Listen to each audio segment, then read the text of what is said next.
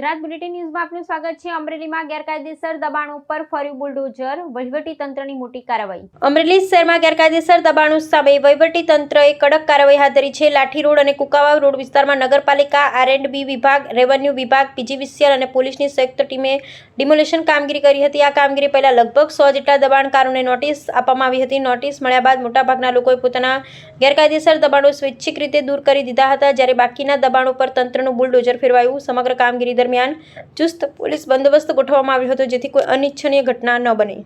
આજે અમરેલીના સેન્ટર પોઈન્ટથી રૂપમ ટોકીજના ઢાળથી લઈ અને ગઢની રાંગ સુધી અને ફરી વખત સેન્ટર પોઈન્ટથી લઈ અને લાઠી રોડ ઉપર બાયપાસ સુધીના જે તમામ આજુબાજુના વિસ્તારો છે એમાં દબાણદારો દ્વારા જે દબાણ કરવામાં આવેલ છે એને નગરપાલિકા અને રોડ એન્ડ બિલ્ડિંગ દ્વારા સંયુક્ત રીતે નોટિસ આપી અને હટાવવા માટે જાણ કરવામાં આવેલી હતી।